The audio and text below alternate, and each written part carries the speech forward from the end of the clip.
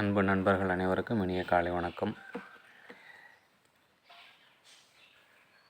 இது நான் படிக்க போகிற விஷயம் ஒரு வெக்கக்காடான ரொம்ப வெக்கப்பட வேண்டிய ஒரு விஷயந்தான். நான் இந்த சம்பவம் நடந்ததுக்காக வருத்தப்படுறேன்.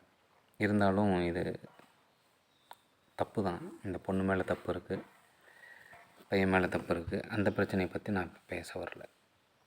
இந்த நடந்த சம்பவத்துக்காக நான் வெக்கி தலை குனிகிறேன். இருந்தாலும் நான் இந்த சம்பவத்தை பற்றி இப்போ பேச வரல. நான் தமிழை பற்றி பேச வந்திருக்கேன். ஏற்கனவே தமிழ் அப்படின்னு சொல்லி ஏகப்பட்ட பிரச்சனை போயிட்டுருக்கு. முன்னாடிலாம் சொல்லுவாங்க தமிழ் மெல்லச்சாகும் அப்படின்னு சொல்லுவாங்க. இந்த மாதிரியெல்லாம் பிழைகள் நடந்தது அப்படின்னா தமிழ் மெல்லலாம் சாகாது, உடனே செத்துரும். கேளுங்க. அது ஏதோ ஒரு ஊர், ஏதோ ஒரு பெண்ணு, அதெல்லாம் நான் சொல்ல விரும்பலை. டேஸ் ஊரை சேர்ந்த டேஸ் வயது இளம்பெண் ஒருவர் சமீபத்தில் சென்னை 1000 விளக்கு அனைத்து மகளிர் போலீஸ் நிலையத்தில் போதை மயக்கத்தில் இருந்தபோது, இங்கே கம்மா கொடுத்துருக்காங்க. எப்படிங்க? இருந்தபோது தனக்கு நேர்ந்த பாலியல் வன்கொடுமை குறித்து கண்ணீருடன் புகார் மனு ஒன்றை கொடுத்தார். யாருக்கிட்ட கொடுத்தாங்க? தயவுசெய்து தமிழை சாகடிக்காதீங்க கடவுளை. நான் அதிகமாக படிக்கலை, எனக்கு படிப்பில்லை. இருந்தாலும் நான் இது என்னன்னு நான் புரிஞ்சுக்கிறது. சென்னை 1000 விளக்கு போலீஸ் நிலையத்தில் நான் போதையில் இருக்கும்போது என்னை யாரோ போலீஸோ இல்லை யாரோ ஒருத்தரோ இல்லை கூட இருந்த ஒரு ஜெயில் கைதியோ யாரோ என்னை ரேப் பண்ணிட்டாங்கன்னு வருது.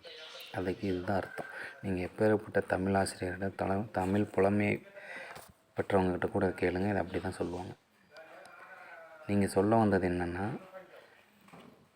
டேஸ் ஊரை சேர்ந்த டேஸ் வயது இளம்பெண் ஒருவர் போதை மயக்கத்தில் இருந்தபோது தனக்கு நேர்ந்த பாலியல் வன்கொடுமை குறித்து கண்ணீருடன் புகார் மனு ஒன்றை கொடுக்க சென்னை 1000 விளக்கு அனைத்து மகளிர் போலீஸ் நிலையத்திற்கு வந்தார். புகார் மனு ஒன்றை கொடுத்தார் அப்படின்னு போட்டால் பரவாயில்ல. நீங்கள் போட்டுக்கிறதே தப்பு. தயவுசெய்து, இது ஒரு மிகப்பெரிய ஒரு பத்திரிகை. இதை நான் பேர் சொல்ல விரும்பலை. அச்சு கோக்குறவங்க, இதை படிச்சுட்டு சரி பார்க்குறவங்க, இதெல்லாம் என்னென்ன பண்ணிவிட்டு கடைசியாக ஃபில்ட்ரு பண்ணி வெளியே விடுவீங்க இல்லையா, அவங்க வரைக்கும் தயவுசெய்து இதெல்லாம் அந்த மாதிரி தவறுகள்லாம் பாருங்கள். எங்கே ஃபுல் ஸ்டாப் வைக்கணும், எங்கே கம்மா கொடுக்கணும், எங்கே ஆச்சரியக்குறி போடணும், எங்கே கேள்விக்குறி கொடுக்கணும், இதெல்லாம் பாருங்கள்.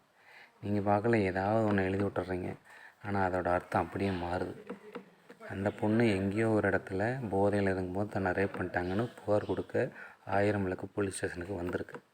ஆனால் நீங்கள் கொடுத்துருக்கிறது சென்னை 1000 விளக்கு போலீஸ் நிலையத்தில் நான் போதையில் இருக்கும்போது என்னை ரேப் பண்ணிட்டாங்க அப்படின்னு வருது.